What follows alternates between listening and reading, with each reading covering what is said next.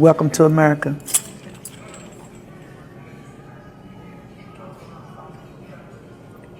Tell me what you're thinking. Just so much. Kleenexes, please. I've always been interested in history and the history of Black people. I took Afrocentric classes at U of L. My grandma lived at 2821 West Kentucky Street. I've read so many books, and now I belong to a church that's primarily African American, and I wouldn't be anywhere else. Beautiful. Thank you. All right, Shalom. I want to start off by giving all praise, honor, and glory due to Yahweh, Bahashem, Yahweh Shai, Bahashem, Rakak Wadash. I'd like to give double honors unto the apostles and the elders of Great Millstone, who I learned this truth from, and I'd like to say peace and salutations unto the hopefully elect.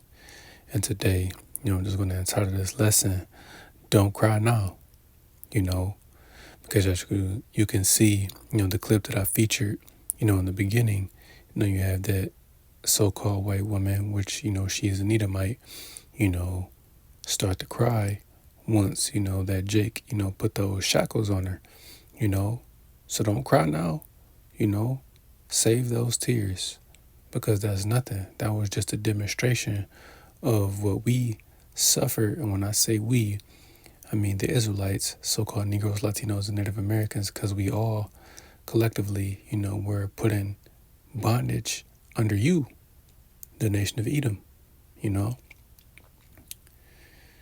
So save those tears, man, because again, when we cried, when we had those shackles on, man, did you take them off? No. So save those tears. Like, it doesn't even matter, man. It doesn't even matter, what you do, because you're shedding these tears as if, oh, what are you thinking? I'm thinking so much. Like, did your people have compassion on the Israelites when you put us in slavery? No, man. No. Because once that man dropped those, shackles on you, clearly see, she kind of, lurched forward. Why? Because those shackles were made of iron, man. Iron is a very heavy metal, man. It's the strongest of all metals, Now, its value isn't up there, with gold, silver, and any other precious metal, but it's still the strongest, man. And that's what you use to put us in slavery, man, when you put those chains on us. Now, you're crying because those shackles went on your hand. Well, how much more your neck, Because it clearly says in the scripture, which I'm going to grab, that a yoke of iron will be placed about our neck, man. So say those tears. So I'm just going to grab a few scriptures, Lord willing. This lesson is edifying and straight to the point. I'm going to start with the book of Deuteronomy, chapter 28 and verse 48. It says, Therefore shalt thou serve thine enemies, which the Lord shall send against thee, in hunger and in thirst, and in nakedness, and in want of all things. And he shall put a yoke of iron upon thy neck until he have destroyed thee. Right? So don't cry because you had those iron shackles put on your hands, man. You put those around her neck, man, right? And let's prove that. Simple Google search. And I didn't even put in, slaves and shackles, just yoke of iron, man, which this has been done, many times, but it's true. Look, first image that comes up now. This could be an Israelite man, this could be a Hamite, but that's not the yoke of iron that's around his neck, But scroll down, look at this. Look. Those are logs. I put yoke of iron in there showing other things, but now you see, the picture from Roots, Kuta Kinte, and you clearly see they have the scriptures right here, man. Look, you ain't even gotta go far.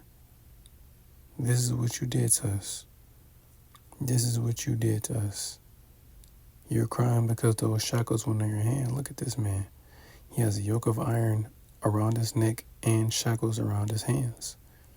You know, iron. Iron is heavy. So say those tears. Save them. Crying isn't going to change anything, man. Crying isn't going to undo you people. When I say you people, I mean the nation of Edom, you so-called white people putting the Israelites, so-called Negroes, Latinos, and Native Americans in slavery. Your tears aren't going to undo that. Your tears aren't going to undo, the atrocities that you committed against us, Your tears aren't going to undo the rape, robbery, and murder that you committed against us as a people, There were things that you did to us that you didn't have to do to us, and that you did anyway, Your tears are not going to change the perpetual hatred that your people have for us. It's not going to change anything. So you can sit and cry all you want and think you understand how we felt. No, man. We ain't felt nothing yet. You think y'all put us in slavery? Man, we gonna show y'all how to do it the real way, because the same way you oppressed us is the very same way we're gonna oppress you, only in righteousness. We're not gonna do any of that sick shit that Esau did to us, but you will be paid back for what you did, man, So we're gonna get the book of Psalms, chapter 137. I'm going to start at verse 7. And it says, "Remember, O Lord, the children of Edom in the day of Jerusalem, who said, race it, even to the foundation thereof. O daughter of Babylon, who art to be destroyed, happy shall he be that rewardeth thee, as thou hast served us." And right, man, we're going to be happy, because the same way you did us is the same way we're going to do you. Again, minus the, homosexual acts that you have done to us, But again, we're going to pay you back. You oppressed us, so we're going to oppress you, Verse 9, it says, "Happy shall he be that taketh and dasheth thy little ones against the stones." And right, have you not done this? Cutting Israelite women's stomachs open, having a baby fall out, or cutting her stomach open, snatching the baby out of her stomach and dashing that child's head up against a stone. You've done that to us, so we're going to do that to you. Fed our children to alligator bait, these different things that you have done, man, the Lord didn't forget. And he's not going to, man, y'all just don't understand. You're going to be paid back for the things that you have done. You will not get away. So it's the book of, I'm going to jump to, stay in the Psalms, chapter 149, and verse 6. It says, "Let the high praises of Yahweh be in their mouth, and a two-edged sword in their hand." This is the point. It says to take vengeance upon the heathen and punishments upon the people, to bind their kings with chains. Well, verse 8 is really the point. It says to bind their kings with chains and their nobles with fetters of iron. And right, that's what we're going to do to you. You bound us, with chains and fetters of iron. We're going to do that same thing to you, starting with the elites. Because they haven't had to work a day in their life. They haven't, had to do any manual labor in their life, But, excuse me, Slakia, once the Lord comes back and delivers the elect, and however long it takes, after, the destruction of America takes place, the Lord is going to send his elect to go and gather, you Edomites, the elect, Slakia.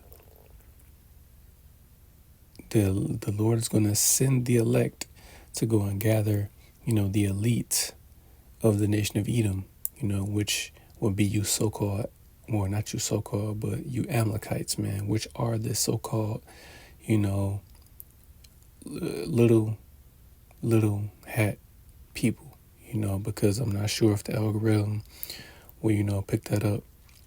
But, you know, the people that rep the flag with the white and blue. And I'm going to just leave it at that. The Lord is going to have us come after you. To do what? Put you in captivity. Verse 9, it says, to execute them the judgment written, this honor have all his saints, praise ye the Lord. So right, man, you know, it's written, your judgment is written, that you're going to go into captivity. Edom, you know, you put us in captivity, we're going to put you in captivity, right? So, because I do have a few scriptures written down, just a couple of them I may not grab, just for the sake of time, man, you know, but again, just hitting the main points, because she can cry all she wants to. It doesn't matter, because your time is coming. It's the book of Isaiah, chapter 14, and verse 2.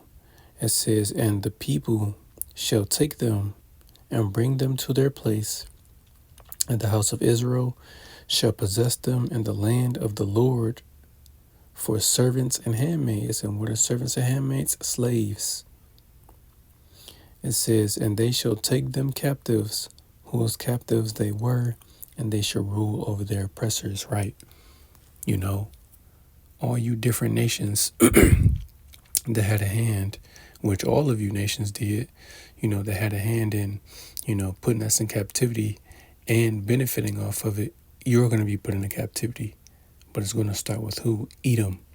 You know, they're going to be the first ones, you know, that are going to go, you know, because what, man? They had a perpetual hatred against Israel, you know. All the sick things that they have done to us, man, and not just the sick thing, just the cruel things that they have done to us in general, man. You know, after they let us out of slavery, they could have just left us alone, you know, but what? They systematically oppress us, you know, any and every way they can, which is why, again, once we get our hands on them, there's not going to be any escape. And that day you can cry all you want, but just know you got a long 1,000 years to go, you know. Cry all you want, say them tears for when you actually have to wear those shackles, you know. When you have a yoke of iron upon your neck, cry then, you know. But even then, your tears won't matter, you know.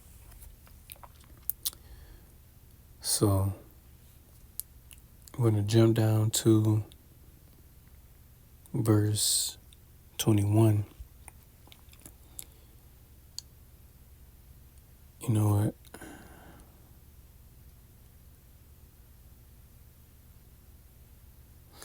This is going into something else, so I won't grab that. But again, the main point being is that, you know, Edom, you're going to go into captivity, man. You know, so again, cry all you want to. Cry all you want. Your tears won't matter. I'll end it with this. It's the book of Revelation, chapter 13 and verse 10. And it says, he that leadeth in the captivity shall go into captivity. He that killeth with the sword must be killed with the sword. Here is the patience and faith of the saints. And right, man, you led us into captivity, we're going to lead you into captivity. You killed us with the sword, we're going to kill you with the sword, you know, really with spiritual power, but, you know, just however, you know, the Lord has us do it, you know. So matter of fact, I'm going to grab one more, because I was just thinking about this too, you know, because again, this is what we're going to do to you, you know. So Salakia.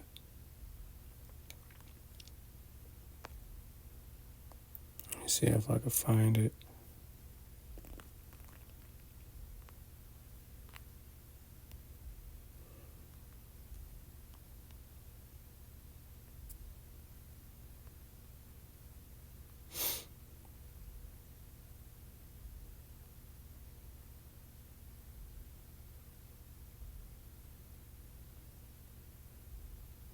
Yep.